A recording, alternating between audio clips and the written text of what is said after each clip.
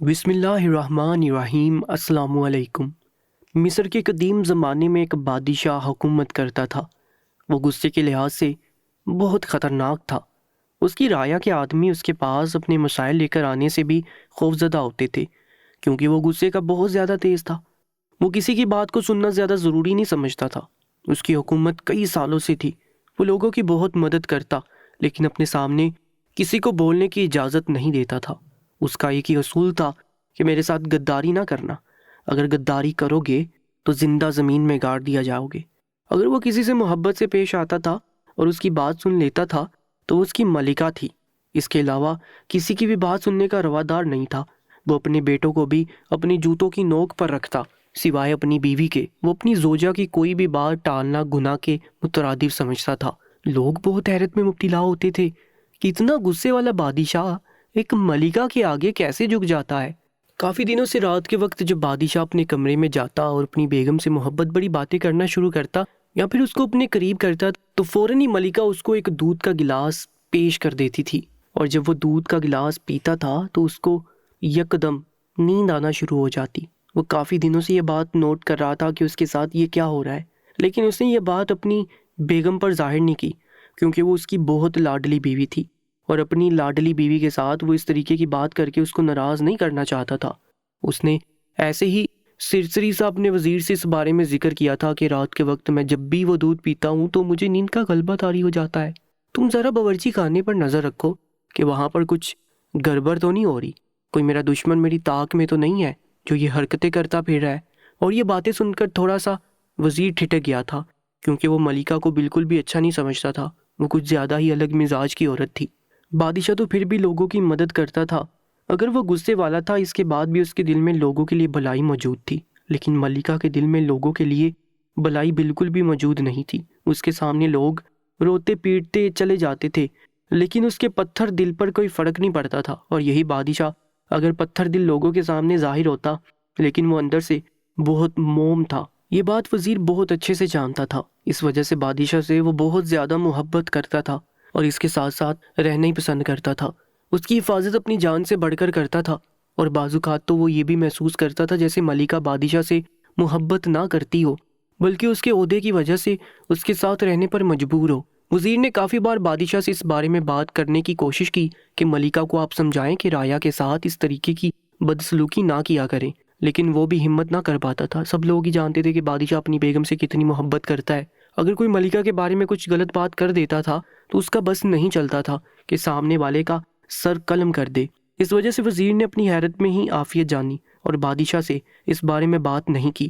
لیکن جب سے بادشاہ نے یہ بات اس کے گوش گزاری تھی کہ رات کے وقت جب بھی وہ دودھ کا گلاس پیش کرتی ہیں اور میں پیتا ہوں تو مجھ پر نیند کا غلبہ طاری ہو جاتا ہے، اس کے بعد مجھے صبح ہی ہوش آتا ہے، یہ بات وزیر کو بہت زیادہ ٹھٹکنے پر مجبور کر چکی تھی، کیونکہ خان سامہ بہت اچھے تھے۔ وہ لوگ ایسی غلطی چاہ کر بھی نہیں کر سکتے تھے، کیونکہ سب لوگ ہی جانتے تھے بادشاہ کا قہر کس طریقے سے ان لوگوں پر نازل ہوگا اگر ان لوگوں نے ذرا سی بھی کوتاہی کرنے کی کوشش کی۔ اس لیے وزیر کا شک صرف اور صرف ملکہ کی طرف ہی جا رہا تھا، اور یہی چیز اس کو بے چین کر گئی تھی، کیونکہ وزیر کسی بھی قیمت پر بادشاہ کو کھونا نہیں چاہتا تھا۔ اس کی سلطنت بہت سکون میں تھی۔ وزیر نے دماغ میں اپنی منصوبہ بندی تیار کر لی تھی۔ جب رات کے وقت بادشاہ کے کمرے میں دودھ جائے گا، اس کے بعد سے وہ ملکہ پر نظر رکھے گا کہ آخر وہ اس دودھ کو پلانے کے بعد ایسا کیا کرتی ہے جس کی وجہ سے بادشاہ پر نیند کا غلبہ طاری ہو جاتا ہے۔ وزیر کو بہت بے چینی کے ساتھ صرف اور صرف رات کا انتظار تھا، اور جیسے ہی رات ہوئی اور ایک ملازم بادشاہ کے کمرے کے اندر دودھ کا گلاس رکھ کر گیا تو فوراً ہی وزیر روشن دان سے بادشاہ کے کمرے میں جھانکنے لگا۔ بادشاہ اپنی بیگم سے باتیں کر رہے تھے، لیکن وہ ان کی باتوں کو بھی بیچ میں کاٹ چکی تھی اور دودھ کا گلاس پیش کر دیا۔ وزیر یہ ساری کارروائی بہت غور سے دیکھ رہا تھا۔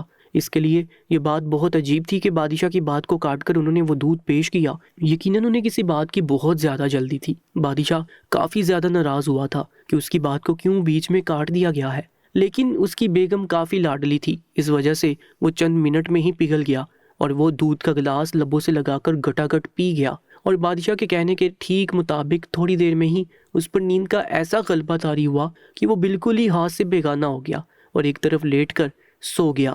جب یہ منظر وزیر نے دیکھا تو اس کو مکمل طور پر اس بات کا یقین ہو گیا یقیناً دودھ کے اندر کوئی ایسی چیز ملائی گئی تھی جس کی وجہ سے بادشاہ پر نیند کا غلبہ طاری ہو گیا تھا۔ اچانک ہی ملکہ اپنی جگہ سے اٹھی اور ایک بہت بڑی سی چادر خود کے ارد گرد لپیٹ کر بنا کسی کی پرواہ کیے محل کے پیچھے کے دروازے کی جانب بڑھ گئی۔ جب یہ منظر وزیر نے اپنی آنکھوں سے دیکھا تو وہ سمجھ چکا تھا کہ ملکہ یقیناً کچھ غلط کرنے جا رہی ہے، جس کی وجہ سے وہ اتنی احتیاط کر رہی ہے۔ وہ فوراً ہی ملکہ کے پیچھے گیا اور دیکھنے لگا کہ آخر وہ ایسی کون سی جگہ پر جاتی ہیں جس کی وجہ سے انہیں بادشاہ کو نیند کی گولیاں دینی پڑتی ہیں۔ وہ قدم با قدم چلتے ہوئے ایک کچی بستی کی طرف جا رہی تھی، اور جبکہ وزیر بھی کافی احتیاط کے ساتھ ان کے پیچھے پیچھے چل رہا تھا، ملکہ کو بار بار محسوس ہو رہا تھا جیسے ان کے پیچھے کوئی ہے۔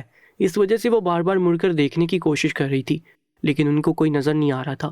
وہ ایک خستہ حال گھر کے اندر داخل ہوگی۔ وزیر بھی خاموشی سے اس گھر کے اندر آ گیا تھا اور دروازے کی اوٹ میں چھپ کر اندر کا منظر دیکھنے لگا۔ ملکہ نے اندر جاتے ہی اپنی چادر کو ایک جانب رکھ دیا تھا اور مزید اندر کی جانب بڑھی تھی۔ یہ سب منظر وزیر اپنی آنکھوں سے دیکھ رہا تھا۔ انہوں نے دیکھا کہ وہ ایک آدمی کی جانب بڑھی ہے جو ملکہ کی طرف پشت کیے بیٹھا ہے۔ وہ کافی سے زیادہ حیران تھا کہ ملکہ آج اکیلے کس سے ملنے کے لیے آئی ہیں۔ اس کو لگ رہا تھا یہ یقیناً کوئی مخالف ہے جس کی وجہ سے ملکہ اپنے بادشاہ کے ساتھ غداری کر رہی ہے اور ان کو محل کے راز بتانے کے لیے آئی ہے۔ لیکن وزیر کے آسان خطا ہو گئے جب انہوں نے سامنے ملکہ کو اس کے ماتھے پر جھکتے ہوئے دیکھا۔ وزیر کی آنکھیں پھٹنے کے قریب تھیں، اور جب وہ آدمی پلٹا تو وہ حیران رہ گیا، کیونکہ وہ تو ایک غریب مزدور تھا جس کے ماتھے پر ملکہ نے بوسہ دیا تھا۔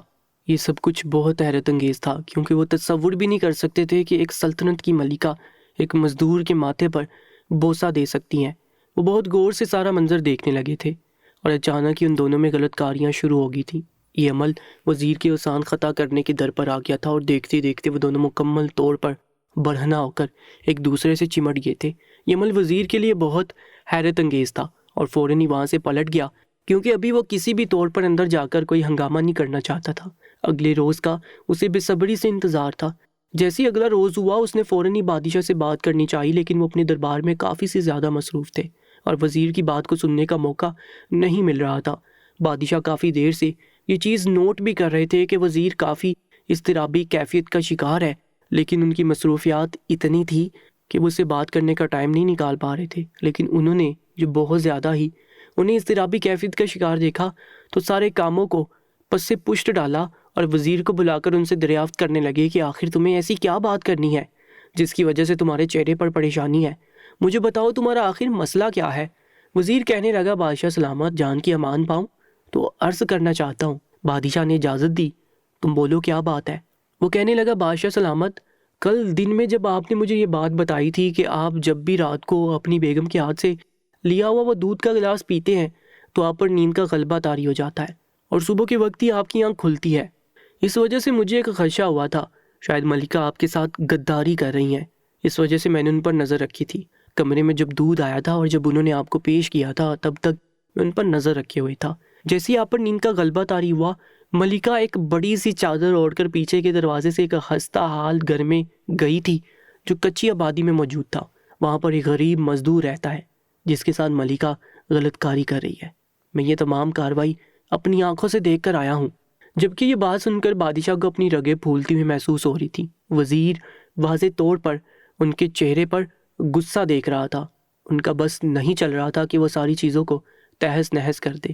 انہوں نے گرجتی ہوئی آواز میں وزیر کی جانب دیکھتے ہوئے بولے، تم جانتے ہو نا میں کیسے جذبات رکھتا ہوں ملکہ کے لیے، اور تمہاری ہمت کیسے ہوئی میری ملکہ کے بارے میں اس طریقے کی گفتگو کرنے کی۔ ان کا بس نہیں چل رہا تھا کہ وہ وزیر کا گلا اپنے ہاتھوں سے گونٹ دیں، لیکن وزیر اپنی بات پر بضد تھا کہ وہ سچ کہہ رہا ہے۔ ملکہ یہ عمل بار بار کر رہی ہے، اور آپ کو جو دودھ کا گلاس پلایا جا رہا ہے وہ کوئی معمولی نہیں ہے، اس میں نشہ آور دوا ملائی جاتی ہے جس کی وجہ سے آپ پر نیند کا غلبہ طاری ہو جاتا ہے، اور ملکہ کو موقع مل جاتا ہے اس مزدور کے پاس جانے کا، جبکہ بادشاہ کو ایسا محسوس ہوتا تھا جیسے محل کی چھت ان کے سر پر آن گری ہو، قدموں کے نیچے سے زمین نکل گئی ہو۔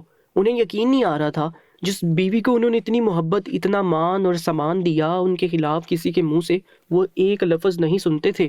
وہ بیوی ان کے ساتھ غداری کر رہی تھی، ان کے ساتھ بے وفا تھی، وہ کسی غریب مزدور کے ساتھ زنا کاری کر رہی تھی۔ ان کے لیے یہ باتیں بہت تکلیف دہ تھی۔ انہوں نے تصور میں بھی نہیں سوچا تھا کہ ان کی ملکہ ان کے ساتھ اتنا بڑا ظلم کر جائے گی، لیکن انہوں نے جلد سے جلد وزیر کی بات پر یقین کرنا مناسب نہیں سمجھا تھا، بلکہ انہوں نے کہا کہ میں پوری تصدیق کروں گا، اس کے بعد ہی کسی فیصلے پر پہنچوں گا۔ اس وجہ سے آج کی رات میں دودھ کا گلاس نہیں پیوں گا اور ملکہ کا پیچھا کر کے جاننے کی کوشش کروں گا کہ آخر ملکہ کہاں جاتی ہے۔ رات کے وقت جب ملکہ نے انہیں دودھ کا گلاس پیش کیا تو انہوں نے کچھ اس طریقے سے تھاما کہ کافی سارا دودھ ملکہ کے کپڑوں پر گر گیا، جس کی وجہ سے وہ فوراً ہی اپنے کپڑے صاف کرنے کے لیے غسل خانے کی طرف چلی گئی، اور انہوں نے موقع سے فائدہ اٹھا کر وہ دودھ کا بھرا ہوا گلاس کھڑکی سے باہر کی جانب انڈیل دیا۔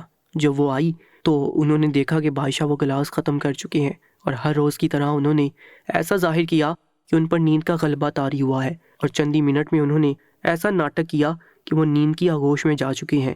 اور ہر روز کی طرح ملکہ نے اپنا وہی طریقہ اپنایا، اپنے گرد ایک اچھے سے چادر لپیٹ کر محل کے پچھلی جانب سے کچی آبادی کی جانب نکل پڑی، اور آج بادشاہ اور وزیر دونوں ہی ان کے پیچھے تھے۔ اور جب انہوں نے وزیر کے کہنے کے مطابق ملکہ کو ایک خستہ حال گھر میں جاتے ہوئے دیکھا تو ان کو بہت تکلیف ہوئی۔ ان کی بیوی ان کے ساتھ دھوکہ کر رہی تھی اور انہیں اس بات کا علم ہی نہیں تھا، اور جب انہوں نے وہ چیز اپنی آنکھوں سے دیکھی، اپنی بیوی کو غریب مزدور کے ساتھ غلط کاری کرتے ہوئے، تو ان کو اپنی رگیں پھولتی ہوئی محسوس ہوئی۔ ان کا بس نہیں چل رہا تھا وہ اندر جائیں اور دونوں کا سر قلم کر دیں، لیکن اس وقت انہوں نے اپنے غصے پر قابو پایا اور محل کی جانب لوٹ گئے۔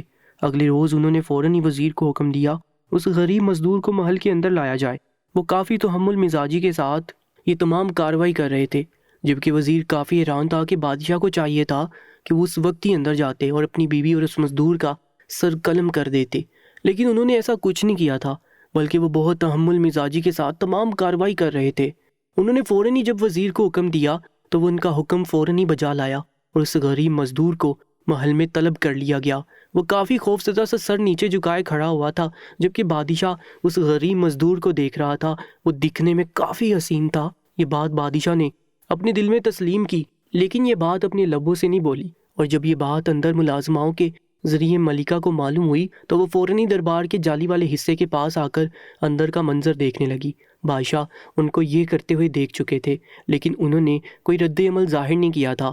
انہوں نے نہ ہی اس غریب مزدور سے کوئی بات کی تھی، بلکہ وہ اپنے وزیر کی جانب متوجہ ہو کر بولنے لگے کہ فوراً ہی جاؤ ایک کمرے کے اندر 50 حسین دوشیزاؤں کو بھیج دو، ان سب کو بڑھنا کر دو، اس کے بعد اس آدمی کو وہاں پر بھیج دینا۔ جب یہ بات اس مزدور نے بادشاہ کے منہ سے سنی تو اس نے فوراً ہی جھٹکے سے اپنا سر اٹھایا اور حیران نگاہوں سے بادشاہ کی جانب دیکھنے لگا۔ وہ تو سمجھا تھا کہ بادشاہ اب اس کا سر قلم کر دیں گے، لیکن انہوں نے تو ایک الگ ہی بات کہہ ڈالی تھی، جبکہ ملکہ بہت زیادہ حیران ہو گئی تھی کہ ایسا کیوں کر رہے ہیں۔ بادشاہ اگر انہیں سچائی کا علم ہو گیا ہے تو اب تک تو ان کو اس مزدور کا سر قلم کر دینا چاہیے تھا، بلکہ میرا بھی سب کے بیچ ایسا ہی حال ہونا چاہیے تھا۔ لیکن بادشاہ نے ایسا کچھ نہیں کیا، بلکہ وہ اس کو ایک کمرے کے اندر بھیج رہے تھے جہاں پر 50 حسین دوشیزائیں برہنہ تھی۔ یہ چیز ملکہ کو آگ لگا رہی تھی۔ اس کا بس نہیں چل رہا تھا کہ وہ اندر جائے اور اس سوال کا جواب بادشاہ سے طلب کرے کہ وہ ایسا کیوں کر رہے ہیں، لیکن جب اس کی نظر اس مزدور کے چہرے کی جانب پڑی تو وہ حیران ہوگی کہ اس کے چہرے کی چمک ہی الگ ہو گئی تھی۔ وہ اب تک خوفزدہ سا کھڑا ہوا تھا، اب تھوڑا مسکرا کر بادشاہ کی جانب دیکھ رہا تھا۔ وزیر کی جانب وہ دوبارہ متوجہ ہوئے اور کہنے لگے، جاؤ وزیر، فوراً اس مزدور کو اس کمرے کے اندر بھیج دو، میں تمہیں حکم دیتا ہوں۔ جبکہ وزیر کافی سے زیادہ الجھ گیا تھا، اس نے حیران آنکھوں سے بادشاہ کی جانب دیکھا اور بولنے لگا، بادشاہ سلامت، آپ یہ کیا بول رہے ہیں، جبکہ ہم نے تو اس کو کسی اور وجہ سے یہاں پر طلب کیا ہے۔ بادشاہ یکدم ہی گرج کر کہنے لگے، جتنا میں نے کہا ہے اس بات کی پیروی کی جائے، اگر مجھ سے سوال کرو گے تو تمہارے لیے نقصان ہوگا، اس کو سزا دینے کی بجائے میں تمہیں بھی دے سکتا ہوں۔ وزیر فوراً ہی خاموش ہو گیا اور جا کر 50 حسین دوشیزاؤں کا بندوبست کرنے لگا، اور چند ہی منٹ میں وہ واپس محل کے اندر آ گیا تھا اور بادشاہ کو بتانے لگا کہ میں نے 50 حسین دوشیزائیں ایک کمرے میں بھیج دی ہیں، اب اس مزدور کو وہاں سے بھیجنا ہے۔ جب یہ بات بادشاہ نے سنی تو انہوں نے نگاہیں اٹھا کر اس مزدور کی جانب دیکھا، پوچھنے لگے، تمہیں کوئی اعتراض تو نہیں ہے وہاں جانے میں؟ میں چاہتا ہوں کہ تم تھوڑی دیر سکون کی لذت محسوس کر لو، اس وجہ سے میں تمہارے لیے یہ سب کر رہا ہوں۔ جبکہ وہ مزدور کافی حیران تھا، کہنے لگا، بادشاہ سلامت، میں آپ کی باتوں کا مطلب بالکل سمجھ نہیں پا رہا ہوں، آپ میرے ساتھ ایسا کیوں کر رہے ہیں؟ نہ ہی میں آپ کی کوئی کام آیا ہوں، نہ ہی میں نے کوئی اچھا کام کیا ہے، تو پھر میرے لیے یہ سب کیوں؟ وہ کہنے لگے، میں تم سے کوئی فالتو بات کی توقع نہیں کرتا ہوں، بس میں تم سے یہی پوچھنا چاہتا ہوں، کیا تمہیں یہ کام کرتے ہوئے کوئی اعتراض تو نہیں ہے؟ جبکہ ملکہ ابھی تک اس جالی کے پاس کھڑی ہوئی تھی اور اس مزدور کا جواب سننے کی کوشش کر رہی تھی۔ وہ مزدور یکدم ہی مسکراتے ہوئے کہنے لگا، نہیں بادشاہ سلامت، اگر آپ میرے لیے یہ کرنا چاہتے ہیں تو بھلا مجھے کیا اعتراض ہوگا؟ اس کے چہرے سے ہی اس کی خوشی کا معلوم ہو رہا تھا، جبکہ اندر جالی کے پاس کھڑی ہوئی ملکہ پر آسمان آ گرا تھا۔ اسے یقین نہیں آ رہا تھا کہ وہ مزدور کیا بول رہا ہے۔ وہ فوراً ہی اس جالی کو چھوڑ کر محل کے اندر آ گئی تھی۔ بادشاہ نے جب ان کو اندر آتے ہوئے دیکھا تو غصے سے اپنی مٹھیاں بینچی۔ ان کے لیے سب کچھ بہت ناقابل برداشت تھا۔ وہ اندر آتے ہوئے اس مزدور کی جانب دیکھتے ہوئے برائی ہوئی آواز میں بولی، میرے ہوتے ہوئے تم ان عورتوں کے پاس جاؤ گے؟ تمہیں شرم نہیں آئی یہ بات کرتے ہوئے؟ جبکہ وہ غریب مزدور کافی حیران ہو گیا تھا کہ ملکہ دربار میں کیسے آ گئی۔ اس نے حیران آنکھوں سے بادشاہ کی جانب دیکھا۔ وہ بھی کافی سے زیادہ سہم گیا تھا۔ وہ حیران لہجے میں کہنے لگا، ملکہ عالیہ، آپ یہ کیا بول رہی ہیں؟ مجھے آپ کی بات سمجھ نہیں آ رہی۔ ملکہ فوراً ہی غصے سے آگ بگولا ہوگی اور اس کے گریبان کو جھنجھوڑتے ہوئے کہنے لگی، زیادہ یہاں بننے کی ضرورت نہیں ہے۔ تمہاری ہمت کیسے ہوئی میرے ہوتے ہوئے ان 50 حسین دوشیزاؤں کے قریب جانے کا سوچنے کی بھی؟ جبکہ یہ عمل بادشاہ کافی گہری نگاہوں سے دیکھ رہے تھے اور وہ مزدور خود کو چھڑوانے کی ہر ممکن کوشش کر رہا تھا اور خود سے بار بار بادشاہ کی جانب دیکھتے ہوئے کہنے لگا، نہیں ملکہ، میں آپ کو نہیں جانتا ہوں، آپ میرے بارے میں اس طریقے کی باتیں کیوں کر رہی ہیں؟ وہ بہت زیادہ اجنبی جیسا برتاؤ کر رہا تھا اور یہی چیز ملکہ کو بہت حیران کر رہی تھی۔ لیکن بادشاہ جانتا تھا وہ اس کے خوف سے یہ سب کچھ کر رہا ہے۔ وہ یہ تماشا بہت خاموشی سے بیٹھ کر دیکھ رہے تھے اور یکدم ہی جب وہ زیادہ اس کے قریب ہو کر اس کو یقین دلانے لگی کہ بادشاہ تمہارے ساتھ کوئی ظلم نہیں کریں گے، میں یقین دلاتی ہوں، تم میری محبت کو قبول کر لو، ہم دونوں یہاں سے چلے جاتے ہیں، تمہیں کوئی ضرورت نہیں ان حسین دوشیزاؤں کے قریب جانے کی، میں ہوں نا تمہارے پاس۔ تو وہ یکدم ہی بادشاہ کے زیر خوف ملکہ کے ہاتھ جھٹک کر انہیں دور پھینک گیا اور یہ عمل ملکہ کو حیرت میں مبتلا کر گیا تھا۔ وہ حیران نگاہوں سے اس غریب مزدور کی جانب دیکھنے لگی تھی کہ اس نے ایسا کیوں کیا ہے، جبکہ بادشاہ کے لیے تمام عمل بہت ناقابل برداشت تھا۔ وہ یکدم ہی اپنی جگہ سے اٹھے اور گرجتی ہوئی آواز میں اس مزدور کی جانب دیکھتے ہوئے کہنے لگے، تمہاری ہمت کیسے ہوئی ہمارے محل میں ہمارے سامنے ہماری ملکہ کو جھٹکنے کی؟ سپاہیوں، فوراً انہیں بندی بنایا جائے۔ اور بادشاہ کا حکم فوراً ہی بجا لایا گیا اور اس کو گھٹنوں کے بل بٹھا دیا گیا، جبکہ ملکہ ابھی تک سن ہو کر زمین دوز ہوئی تھی۔ بادشاہ قدم بہ قدم چلتے ہوئے اپنی نشست سے ملکہ کے قریب آئے اور ان کو دونوں بازوں سے پکڑ کر کھڑا کیا اور ان کی آنکھوں میں دیکھ کر کہنے لگے، تم ہمارے محل کی ہی نہیں بلکہ ہمارے دل کی بھی ملکہ تھی۔ ہمیں اپنی آنکھوں پر کل رات یقین نہیں آیا تھا جب ہم نے آپ کو اس غریب مزدور کے ساتھ غلط کاری کرتے ہوئے دیکھا تھا۔ ہمارے لیے وہ لمحہ کسی اذیت سے کم نہ تھا، اور آج جب آپ نے بڑے دربار کے اندر ہمیں چھوڑ کر اس غریب مزدور کا ساتھ دیا تو ہمیں بہت تکلیف ہوئی۔ ہم تمہارے ساتھ اب مزید اپنی زندگی کو برباد نہیں کر سکتے۔ جبکہ بادشاہ کے الفاظ کافی دکھ بھرے تھے، اور دیکھو اس نے تمہارے ہوتے ہوئے بھی 50 حسین دوشیزاؤں کا سنتے ہی اپنی کایا پلٹ دی اور ان کی جانب جانے کے لیے راضی ہو گیا، اور ہم کسی اور کی جانب دیکھنا بھی گوارا نہیں کرتے، کیونکہ آپ سے ہم بے انتہا محبت کرتے ہیں، لیکن اب سے سوائے نفرت کے اور کچھ نہیں کرتے، اور ہمارے ساتھ غداری کرنے والوں کو آپ جانتے ہیں ہم کسی صورت معاف نہیں کرتے، اس لیے اس انسان کا سر قلم کرنے کا حکم ہے۔ اور ایک دم ہی انہوں نے نگاہ بدل کر اپنے سپاہیوں کی جانب دیکھا، اور جو بات انہوں نے کہی وہ سب کے لیے حیران کن تھی۔ وہ مزید کہنے لگے، ہم ملکہ کو بھی اپنی نشست سے ہٹا کر سر قلم کرنے کا حکم دیتے ہیں، اور وہ یہ بات بول کر وہاں سے جا چکے تھے۔ اس واقعے سے یہ بات ثابت ہوتی ہے کہ کبھی بھی کسی اجنبی کی خاطر بہت محبت کرنے والے شخص کو ٹھکرانا نہیں چاہیے۔ اگر ہم ایسا کرتے ہیں تو ساری دنیا کے سامنے وہی اجنبی شخص ہمیں ٹھکرا دیتا ہے اور ہم کہیں کے نہیں رہ پاتے۔ دوستو، ایسی ہی سچی کہانیوں کے لیے ہمارے YouTube چینل کو سبسکرائب کر لیجیے گا۔ اپنا بہت زیادہ خیال رکھا کریں۔